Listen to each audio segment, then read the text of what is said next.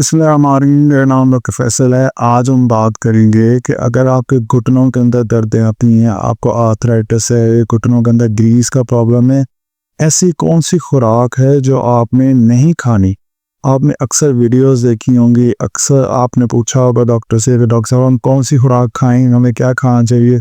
लेकिन जो मैं आज टॉपिक कवर कर रहा हूँ ये इस तरह का है कि जिसको हम बहुत ज़्यादा इग्नोर कर देते हैं, क्योंकि कुछ ऐसे खाने होते हैं अगर आप वो ज़्यादा खाएं या फिर उन खानों की रूटीन बना के रखें तो आपके जोड़ों के अंदर जो दर्दें हैं ये बढ़ जाती हैं। बेसिकली होता ये है कि जिन लोगों के घुटनों में दर्दें हों उसकी मुख्तलिफ रीजंस होती हैं। लाइक घुटनों के बीच की जो रबड़ है अगर वो ख़राब हो जाए, इस रबड़ को मेडिकल में कहा जाता है कार्टिलेज, और आम ज़ुबान में हम कहते हैं इसको ग्रीस या घुटनों का पानी। अगर ये ख़राब हो जाए तो हमारे घुटनों के बीच में दर्द आती हैं। ऐसे कौन से खाने हैं जो कि इस प्रोसेस को यानी कि इस ग्रीस के या कार्टिलेज के ख़राब होने को बढ़ा देते हैं या स्पीड अप कर देते हैं। असल में होता कुछ यूँ है कि ये जो आपको पिक्चर नज़र आ रही है यहाँ पे, ये नीचे की तरफ जो आपको नज़र आ रही है, यहाँ पे पॉइंट देख रहे हैं, इस पॉइंट के ऊपर आपने देखा है कि बीच की जो रबड़ है ये ख़राब हो गई है। अब इसको ख़राब कर अगर ये ख़राब हो जाए तो मोस्टली हमें इस तरह की इंजरीज होती हैं हमारे जोड़ों के बीच में। यानी ये हमारा नॉर्मल जोड़ है, ये ऊपर वाली हड्डी के ऊपर लगे हुए कार्टिलेज है, और ये हमारा आर्थराइटिस वाला जोड़ है, ऐसा जोड़ जिसके बीच में घुटनों की जो ग्रीस है वो ख़राब हो गई है। अब ये ख़राब होने की बहुत सारी रीज़न्स होती हैं, जिनमें से एक बहुत बड़ी रीज़न आपका वो खुराक खाना है जो कि आपके जोड़ों की सेहत के लिए सही नहीं है, आपकी कार्टिलेज की सेहत के लिए सही नहीं है। अब प्रॉब्लम क्या है, अब देखें, अब एक बंदा कहे कि मेरे तो जो अंदर प्रॉब्लम है और मैं अगर ये खाने पहले खाता रहा, अब अगर मैं नहीं खाता तो क्या ये ठीक हो जाएगा। असल में मकसद ये नहीं है कि इसको हमने 100% ठीक कर लेना है। कुछ ऐसे खाने हैं जो कि इसकी वेयर एंड टेयर को ठीक कर सकते हैं। उसके ऊपर मैं ऑलरेडी वीडियो बना चुका हूँ, वीडियो के एंड के ऊपर मैं पिन करूँगा, उसको क्लिक करके देख लीजिएगा, या नीचे डिस्क्रिप्शन में भी उसका लिंक दूंगा। लेकिन जो चीज़ यहाँ पे समझने की और जो बहुत ज़्यादा इंपॉर्टेंट है वो ये है कि ये जो घुटनों के बीच में कार्टिलेज का लॉस होता है, ये ऐसे नहीं है मैं अभी बैठा हूँ ना, मेरे अभी घुटनों में दर्द नहीं है, मैं ये कहूँ कि अभी कुछ दिनों के बाद मेरे घुटनों में दर्द हुआ और इसका मतलब जी मेरे घुटने खता हो गए। ऐसा नहीं होता। ये असल में डिफरेंट स्टेजेस में, डिफरेंट स्टेप्स में, डिफरेंट प्रोसेस के अंदर ये आपका घुटना ख़राब होना शुरू होता है। ये जो अभी आपको पिक्चर नज़र आ रही है ये आपका माइनर सा लॉस है, जिसके अंदर आपकी घुटनों की ग्रीस या नीचे ब्लू कलर देख रहे हैं आप, ये जो नीचे आपके घुटनों के बीच में ये वाला जो कार्टिलेज है बिल्कुल ठीक है, घुटनों की ग्रीस बिल्कुल ठीक है, लेकिन ये स्टेज 1 है। इसमें हमें बहुत ज़्यादा दर्द नहीं होती, हल्की फुल्की रेस्ट के साथ ये ठीक हो जाती है, दवाई वगैरह अगर खा लें दर्द भी तो दर्द कम हो जाती है। लेकिन अगर हम एहतियात ना करें और वो खाने खाते रहें जो मैं आज बताऊंगा आपको कि जो नहीं खाने चाहिए, तो आप स्टेज 1 से स्टेज 2 के अंदर जो आपको 4 और 6 10 साल के बाद जाना चाहिए, आप 6 महीने में पहुंचे होते हैं। मैंने इतने सारे अपने पेशेंट देखे हैं क्लिनिक के ऊपर कुछ जो स्टेज 1 और स्टेज 2 से 4 के ऊपर ऐसे पहुंचे हैं जैसे 1 या 2 साल के अंदर अंदर। उसकी वजह ये है कि वो एहतियात नहीं करते, वो वाले खाने भी खाते रहते हैं जो नहीं खाने चाहिए, और कोई वर्जिश नहीं करते। सही वर्जिश अगर आप नहीं करते तो प्रॉब्लम काज होगी। वर्जिशों को मैं वीडियो बना चुका हूँ, खाने कौन से खाने उसकी वीडियो बना चुका हूँ। ये वीडियो स्पेसिफिकली उन लोगों के लिए जिनको नहीं पता कि कौन से खाने नहीं खाने। सो अब आप ये देख लें कि आप कौन सी स्टेज में इस टाइम, अगर स्टेज 1 पे हैं, 2 पे हैं, 3 पे हैं, 4 पे हैं। अगर तो आप 3 और 4 पे हैं ना, तो फिर तो हमारे पास ऑप्शन सिर्फ और सिर्फ रह जाता है ज़्यादातर कि नया घुटना डलेगा, मतलब टोटल नी रिप्लेसमेंट होगा, नया जोड़ डलेगा, वो पक्का हल है। लेकिन वो एक तो महंगा होता है, आसानी से इतना नहीं हो सकता, और दूसरा जो है ऐसे लोग जिनको डायबिटीज़ और शुगर का प्रॉब्लम हो, ऐसे लोगों के अंदर जब नया जोड़ डाला जाता है तो वो जो कट लगते हैं, कट लगने की वजह से जो अब खरींद बनने हैं, बाद में जो ज़ख्म पकने हैं, स्कार्फ फॉर्मेशन बनी है या टांके जो पकने हैं, ऐसे लोग जिनको डायबिटीज़ का प्रॉब्लम हो, शुगर का प्रॉब्लम हो, उनके अंदर वो टांके नहीं पकते। सो नया जोड़ डलवाना भी कोई इतना आसान काम नहीं है। लेकिन मैं एक बात आपको बता दूं कि नया जोड़ डलवाना यानी नी रिप्लेसमेंट जो सर्जरी है, ये भी कोई ऐसी चीज़ नहीं है कि दुनिया में होती नहीं, हर कोई करवाता है। और अगर इसके बाद आपकी अच्छी फिजियोथेरेपी हो जाए तो ये सालों साल आपका टाइम निकाल देता है, और बहुत फ़ायदा होता है इसका कि एक तो आपके जोड़ इस तरह आ जाते हैं जैसे नए जोड़ होते हैं बिल्कुल। लेकिन ये डिपेंड करता है कि आपकी सर्जरी अच्छी हो, आपकी फिजियोथेरेपी अच्छी हो और आपकी फिजिकल फिटनेस इतनी होनी चाहिए कि आप इस चीज़ को बेयर कर सकें, आपकी बॉडी इस चीज़ को एक्सेप्ट कर सके कि नया जोड़ डाले। ठीक है, अब ये तो था कि अगर हम इस तरह गलत खाने खाते रहते हैं, अपनी एहतियात नहीं करते, एक्सरसाइज सही नहीं करते, तो क्या उसके नुकसानात हो सकते हैं।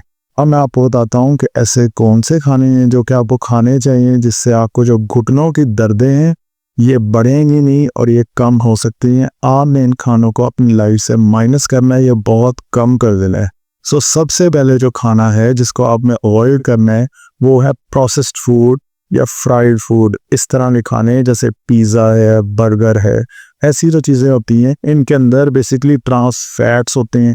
ट्रांस फैट्स या कार्बोहाइड्रेट्स ज़्यादा होने की वजह से ही हमारी बॉडी के अंदर इन्फ्लेमेशन का जो प्रोसेस होता है, सोजिश का जो प्रोसेस होता है, इसको इन्हांस कर देते हैं, इसको बढ़ा देते हैं, जिसकी वजह से आपका जो आर्थराइटिस का प्रॉब्लम है ये स्पीड अप हो सकता है। एक बात मैं आपको बता दूं, अगर किसी शख्स को, अगर कोई बंदा समझता है ना मुझे घुटनों पर प्रॉब्लम है, मेरी जोड़ों का मसला मुझे ज़िंदगी में कभी भी नहीं होगा, एक बात मैं बताता हूँ आपको कि ये हर किसी को एक दफ़ा होना है।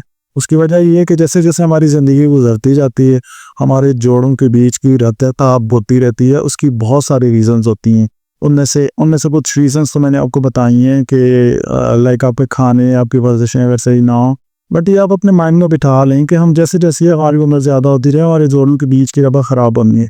ये आपके हाथ में है कि ये आपने 40 की उम्र में करानी है या 70 की उम्र में करानी है या 80 ईयर्स की एज पे करानी है। आपके सामने ऐसे लोग जो फिजिकली फिट रहते हैं, एक्सरसाइज करते हैं, खाने ठीक रखते हैं, उनके जोड़ों के प्रॉब्लम बहुत लेट आते हैं। वो ये नहीं होता कि वो 30-40 की एज के अंदर ही उनके घुटनों के अंदर दर्दें हो जाए।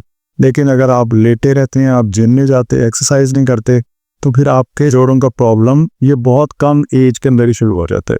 सो एक तो आपने जो प्रोसेस्ड फूड है इसको अवॉइड करना है। नंबर 2 हमारे पास है कि आपने चीनी, शुगर की ज़्यादती, ये आपके लिए ठीक नहीं है। अब इसका मतलब ये नहीं है कि जो हमारे घरों में चीनी होती है, मैं इसकी बात कर रहा हूँ कि ये वाली चीनी अवॉइड करनी है। इस चीनी की बात कर रहा हूँ जो आम रूटीन में खा रहे होते हैं, ऐसे खाने जिस तरह से मिठाई खा रहे होते हैं, हम बेकरी आइटम्स खा रहे होते हैं और बहुत ज़्यादा खा रहे होते हैं, ये जो आप चीनी खा रहे होते हैं, चीनी बेसिकली आपके जिस्म में जो क़ुव्वत मुदाफ़अत का निज़ाम है, इम्यून सिस्टम है, इसको कमज़ोर करता है। अगर आपके जिस्म के अंदर इम्यून सिस्टम कमज़ोर होगा, क़ुव्वत मुदाफ़अत का निज़ाम कमज़ोर होगा, तो जो भी बीमारी होगी हमारे जिस्म के अंदर, कोई भी इन्फेक्शन होगा, उसके साथ लड़ने के लिए आपका इम्यून सिस्टम वीक होगा। सो अगर आपका क़ुव्वत मुदाफ़अत का निज़ाम वीक होगा तो इंजरीज बढ़ेंगी। अच्छा, अब ये घुटनों के दर्दों के लिए क्यों इम्पॉर्टेंट है? अब मैं जो कहूँ कि इम्यून सिस्टम मेरा कमज़ोर हो गया, लेकिन घुटनों की जो कार्टिलेज है इसका इम्यून सिस्टम से क्या लेना देना है? असल में होता ये है कि जब आपके घुटनों के बीच की रबड़ ख़राब होती है ना, जब मतलब मैं अपने मेरे में ये ऊपर वाली हड्डी है, ये नीचे वाली हड्डी है, इधर दरम्यान में रबड़, मैं घुटना अपना हिला रहा हूँ, मूवमेंट कर रहा हूँ, चल फिर रहा हूँ, ये जगह पर टक टक की इसमें से आवाज़ें आ रही हैं। होता ये है कि जब ये टक टक की आवाज़ें आती हैं तो हमारी ये वाली हड्डी और ये वाली हड्डी आपस में रगड़ के, ये मैं घुटने की हड्डियों की बात कर रहा हूँ, आप हाथ की ना समझे, घुटने की 2 हड्डियाँ जब ये आपस में रगड़ती हैं ना तो ये नोकदार हो जाती हैं। अब ये जो रगड़ की वजह से नोकदार हो गई है ना, इसे कहते हैं आपके जोड़ों में इंजरी हुई है। इसे हम मेडिकल में कहते हैं ऑस्टियोफाइट्स। अब ये जो इंजरी हुई है, इंजरी मतलब क्या हो, जब मैं ये बैठा हूँ यहाँ पे मेरे कट लग है, तो यहाँ पे आगे क्या होगा, अभी यहाँ पे कट लगे तो क्या होगा, यहाँ पे खून निकलेगा, यहाँ पे खरींड बनेगा, ये पकेगा, ये ठीक हो जाएगा। ये जो खरींड बना है, ये खून निकला है, ये जो पका है ना, ये आपके क़ुव्वत मुदाफ़अत के निज़ाम ने किया है। सो इस तरह आपके जोड़ों के बीच में जब कार्टिलेज ख़राब होती है ना, ऊपर वाली पीछे वाली हड्डी आपस में रगड़ती है, वहाँ पे इंजरी होती है। जब वहाँ पे इंजरी हो जाए, इंजरी के बाद क्या होना है, वहाँ पे हीलिंग का प्रोसेस होना है। वो हीलिंग का प्रोसेस किस में करना है? वो क़ुव्वत मुदाफ़अत के निज़ाम में करना है, वो इम्यून सिस्टम में करना है। इम्यून सिस्टम असल में आपके जिस्म की आर्मी है, आपके जिस्म की फ़ौज है। आप चाहते हैं कि आपके जिस्म की जो आर्मी है वो कमज़ोर हो जाए। अगर आप उसे कमज़ोर करना चाहते हैं, फिर चीनी खाएं, फिर मिठाई खाएं और फिर तैयारी पकड़ें कि आपके जो प्रॉब्लम्स 60-60, 70-70 साल में आने चाहिए, वो 40 साल की उम्र में आ जाएंगे। ऐसे लोग जो मिठाई का या फिर मीठे का यूज़ बहुत ज़्यादा करते हैं, अगर आपके घुटने ख़राब हुए हैं तो आप ये देखें कि पास्ट में, माजी के अंदर आप अपने खानों के अंदर कहीं ज़्यादा चीनी तो नहीं लेते रहे, कहीं इस चीज़ का आपको शौक तो नहीं था। अब वही जो है आपके घुटनों में प्रॉब्लम कर रहा है। चलें, अब ये तो हो गया प्रॉब्लम ना। अब आगे के लिए इसको कोशिश करें कि माइनस करें, अपनी लाइफ से कम करें, बहुत कम कर दें जितना हो सके, आपको बहुत ज़्यादा फ़ायदा होगा। ठीक है, सो सेकंड हमारे पास ऑप्शन है चीनी। थर्ड बहुत ही ज़बरदस्त और डिफरेंट चीज़ मैं आपको बताने लगा हूँ कि दूध, दही, पनीर। अभी आप कहेंगे कि अक्सर हमने वीडियोस देखी हैं, मेरी ही वीडियोस देखी हैं, मैंने आपको बताया कि दूध दही जो है आपके घुटनों के लिए, आपके जोड़ों के लिए अच्छी है। लेकिन यहाँ पे एक चीज़ बहुत ज़्यादा इम्पॉर्टेंट है, वो ये है कि आपने ये देखना है कि मेरा दूध पीने के बाद, यानी कि जब मैं जिस्म के अंदर, मेरे जिस्म में दूध जाता है या दही जाती है या पनीर जाता है, तो मेरी बॉडी में अगर मैं पीता हूँ तो मेरी बॉडी के अंदर घुटनों की दर्दें बढ़ जाती हैं या कम होती हैं। अगर ये बढ़ जाती हैं, इसका मतलब ये है कि आपकी बॉडी ने उसको एक्सेप्ट नहीं किया, आपको मुवाफिक नहीं आया, आपकी बॉडी ने उसको हजम नहीं किया। ये अक्सर ऐसे लोग जिनकी पित्ते की सर्जरी हुई हो, गाल ब्लैडर आपका रिमूव हो चुका हो, उनके लिए दूध को हजम करना बड़ा मुश्किल हो जाता है। तो अक्सर अगर आपको डेयरी प्रोडक्ट्स को डाइजेस्ट करना, हजम करना मुश्किल है, तो ये आपके जिस्म के अंदर इन्फ्लेमेशन काज कर सकते हैं। आपने सिर्फ ये देखना है कि डेयरी प्रोडक्ट्स लेने से आपके जिस्म के अंदर इन्फ्लेमेशन बढ़ती है या फिर आपके जिस्म में जोड़ों में दर्दें बढ़ती हैं, आपने इस चीज़ को स्किप कर देना है। ठीक है, ये बहुत इंपॉर्टेंट चीज़ है।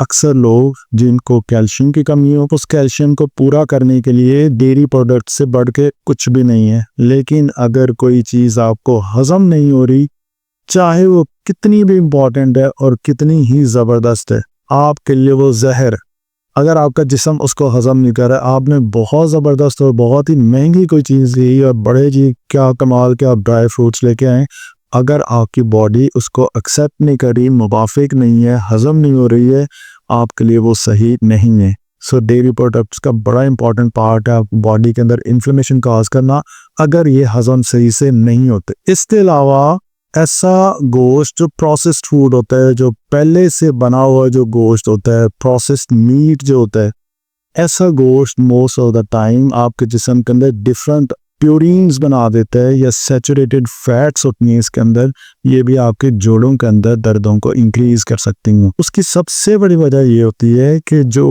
गोश्त होता है, अच्छा एक तो ना प्रोसेस्ड गोश्त जो आपका यानी कि पहले से बना हुआ गोश्त है जो आपको मिलता है पैकेट्स के अंदर पैक हुआ होता है, बस घर में जाए सिर्फ तल लें, बना और पक गया और खा लिया, इसका एक तो नुकसान होता है। दूसरा जो आम प्रीमियम गोश्त खा रहे होते हैं ना, इस गोश्त की ज्यादती की वजह से हमारे जिस्म के अंदर यूरिक एसिड का लेवल बढ़ जाता है। सो अगर आपको यूरिक एसिड का प्रॉब्लम रहता है तो आपने गोश्त को भी अवॉइड करना है। अब इसके अलावा कौन कौन से खाने हैं जो कि यूरिक एसिड बढ़ा सकते हैं, उसमें है पालक, टमाटर, दाल, गोश्त, मछली, मुर्गी, अंडा।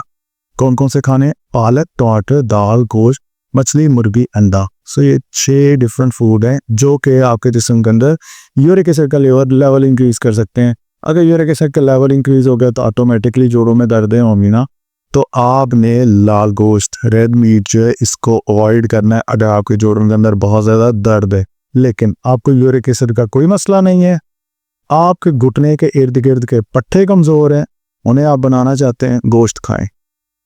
अब कितनी इसमें एक अजीब सी बात आ गई कि अभी मैं मना कर रहा हूँ कि ये नहीं खा, आपने सिर्फ ये देखना है कि जो आपकी कंडीशन है ना उसके अकॉर्डिंग मेरे लिए क्या बेस्ट है। सो गोश्त का, दूध का नुकसान नहीं है, लेकिन अगर ये हजम नहीं हो रहे ना कि फिर इनका उल्टा नुकसान होता है। सो आपने ये देखना है कि आपकी बॉडी किस चीज़ को एक्सेप्ट कर रही है। ठीक है, ये बहुत इंपॉर्टेंट चीज़ें हैं, हम इसको अवॉइड करते हैं, हम समझते नहीं। इसके अलावा नमक की अगर ज़्यादती हो हमारे जिस्म के अंदर तो ये भी आपके जोड़ों में दर्दें कर सकती हैं। एक तो नमक से सोडियम इंक्रीज होता है हमारी बॉडी के अंदर, जो कि ऑटोमेटिकली आपके ब्लड प्रेशर पर इंक्रीज करता है। दूसरा, अगर नमक की ज़्यादती हो जाए यानी सोडियम की ज़्यादती हो जाए हमारे जिस्म के अंदर, ये आपकी बॉडी के अंदर इन्फ्लेमेशन तो बढ़ाता है और पानी की कमी करता है, यानी कि आपको डिहाइड्रेशन की तरफ लेके जाता है। अगर आपके जिस्म में डिहाइड्रेशन हो जाए तो क्या होगा, तो भी आपके जोड़ों के अंदर दर्दें होगी, जोड़ों के बीच में जो पानी होता है, लुब्रिकेशन होती है, ये कम हो जाती है अगर आप साल्ट का इंटेक बहुत ज़्यादा करते हैं। अच्छा, अब हम पता है क्या समझते हैं, पहले मैं चीनी की बात कर रहा था ना, हम ये समझते हैं जो घर के अंदर चीनी होती है, गुड़ होता है। इतनी बड़ी ये भी मिसकंसेप्शन है कि चीनी हम नहीं खाते, हम गुड़ खा रहे थे। आप चीनी खाएं, गुड़ खाएं, आप शहद खाएं, तीनों ही ये शुगर है। अब आपके स्टोमक को आपको मैदे को नहीं पता कि जो आपने शहद खाया है ये कौन से वाला मीठा है, ठीक है। अब ये नहीं है कि अगर आप अच्छा शहद में शिफा है, बहुत ज़्यादा फ़ायदा है, बहुत ज़्यादा क्वांटिटी ये भी शुगर इंक्रीज करेगा। सो एक म्याना रबी के साथ आपने यूज़ करना है। बाकी चीनी तो आपने बिल्कुल अवॉइड करनी है, गुड़ को भी अवॉइड करें, शक्कर को अवॉइड करें। ये ऐसी चीज़ें शुगर को अपने जिस्म से निकालें, अपनी रूटीन से निकालें। अब साल्ट का हम समझते हैं घर में जो नमक है, इसका कह रहे हैं कि साल्ट, भाई ये जो आप फ्राइज़ खा रहे हैं ना, चिप्स खा रहे हैं, इनके अंदर भी नमक लगा होता है, इनका भी सोडियम लगा होता है। बेसिकली हमने हमारे जिस्म में सोडियम को बहुत ज़्यादा एंटर नहीं होने देना। अब वो नमक के ज़रिए हो या वो चिप्स के ज़रिए हो, वो फ्राइज़ के ज़रिए हो, अब आप खुद देख लेंगे। इन चीज़ों को आप अवॉइड करें, ये आपके जिस्म के अंदर डिहाइड्रेशन काज करता है। नेक्स्ट जो हमारे पास है वाइट ब्रेड या फिर इस तरह की ब्रेड जो जिसके अंदर बहुत ज़्यादा शुगर हो। ये जो हम घरों में रोटी पका रहे थे, गंदम की रोटी, ये भी शुगर है, ये भी कार्बोहाइड्रेट है। जब हम इसको खाते हैं हमारी बॉडी के अंदर जाके इसने ग्लूकोज ही बनना होता है। सो इसकी जो ज़्यादती होती है ये भी हमारी बॉडी के अंदर ग्लूकोज के लेवल को इंक्रीज कर देती है। और अगर आपके जिस्म के अंदर एक ग्लूकोज का लेवल या शुगर का लेवल इंक्रीज हो जाए तो ये इन रिटर्न आपके जिस्म के अंदर इन्फ्लेमेशन या सोजिश काज करती है। सो इसकी क्वांटिटी को भी आपने बहुत कम कर देना है या मिनिमाइज नहीं कर सकते तो आप एटलीस्ट कोशिश करें कि आम रूटीन में खाम खा में इसको नहीं खाना। एक होता है ना हमारी रूटीन बनी हुई है, 2 रोटियां हम सुबह खा रहे हैं, 2 दोपहर को, 2 शाम को। कोशिश करें कि एक खा लें, आधी खा लें। अपना सालन या अपना जो साथ में जो चीज़ खा रहे हैं वो थोड़ी सी हेल्दी ऐड कर लें। अब कौन से खाने चाहिए इस पर ऑलरेडी वीडियो बनाई है, वीडियो के एंड को पिन करूँगा, इस साइड को भाई आपको शो होगी, उस पर क्लिक करके आप लाजमी देख लीजिएगा।